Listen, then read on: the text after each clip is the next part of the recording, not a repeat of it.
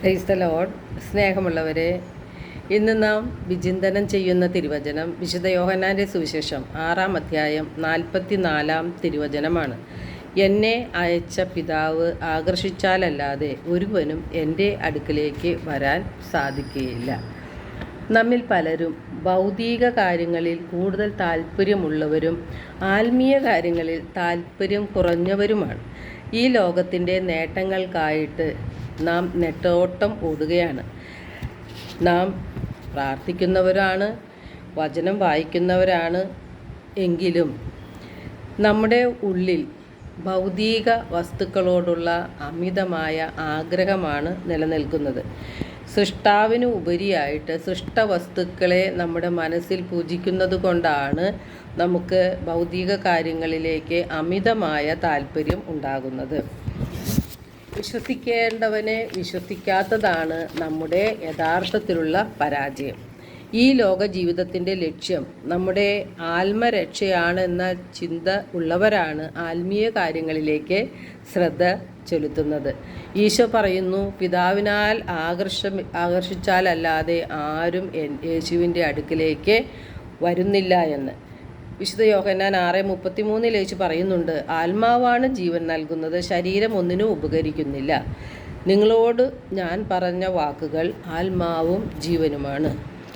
നാം ശരീരത്തിൻ്റെ തൃപ്തിപ്പെടുത്താൻ വേണ്ടി, ശരീരത്തിൻ്റെ ആവശ്യങ്ങളെ തൃപ്തിപ്പെടുത്താൻ വേണ്ടി ഈ ലോക നേട്ടങ്ങൾക്കായി കഠിനമായി പരിശ്രമിക്കുമ്പോൾ യേശു ചോദിക്കുന്നു, ഈ ലോകം മുഴുവൻ നേടിയാലും ആത്മാവ് നഷ്ടപ്പെട്ടാൽ ഈ നേട്ടങ്ങൾ കൊണ്ട് എന്ത് പ്രയോജനം? ആത്മാവിന് പകരമായി എന്തു കൊടുക്കും? വിശുദ്ധ യാക്കോബിൻ്റെ ലേഖനത്തിൽ 4-ാം അധ്യായത്തിൽ 5 തിരുവചനത്തിൽ യാക്കോബ് ശ്ലീഹ ചോദിക്കുന്നുണ്ട്, നമ്മിൽ നിക്ഷേപിച്ചിരിക്കുന്ന ആത്മാവിനെ ദൈവം അസൂയയോടെ അഭിലഷിക്കുന്നു എന്ന തിരുവെഴുത്ത് വൃഥ ആണെന്ന് നിങ്ങൾ വിചാരിക്കുന്നുണ്ടോ എന്ന്. നമ്മുടെ ആത്മാവ് ദൈവത്തിൻ്റെ ആത്മാവാണ്. അത് ദൈവത്തിനുള്ളതാണ്. ഈ ആത്മാവെ നഷ്ടപ്പെടുത്താതെ നമ്മുടെ ആത്മാവിനെ ദൈവത്തിന് സമർപ്പിക്കുകയാണ് വേണ്ടത്. ആത്മാവിനെ രക്ഷിക്കുന്നത് ദൈവത്തിൻ്റെ വചനങ്ങൾക്കാണ്.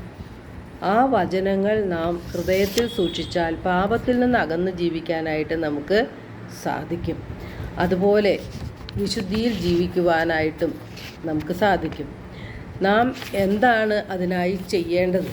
നമ്മുടെ അനുദിന ജീവിതത്തിൽ നാം പ്രായോഗികമാക്കേണ്ടത് എന്താണ്?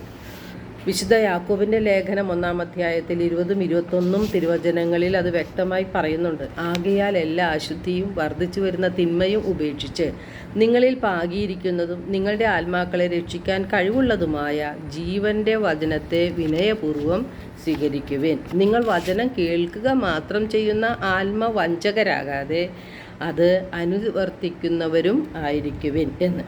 നാം ആദ്യം അവിടുത്തെ രാജ്യവും അവിടുത്തെ നീതിയുമാണ് അന്വേഷിക്കേണ്ടത്. അതോടൊപ്പം മറ്റുള്ളവയെല്ലാം ദൈവം നമുക്ക് നൽകും.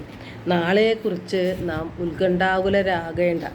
നമ്മുടെ കാര്യങ്ങളിൽ ശ്രദ്ധാലുവാണ് നമ്മുടെ ദൈവം.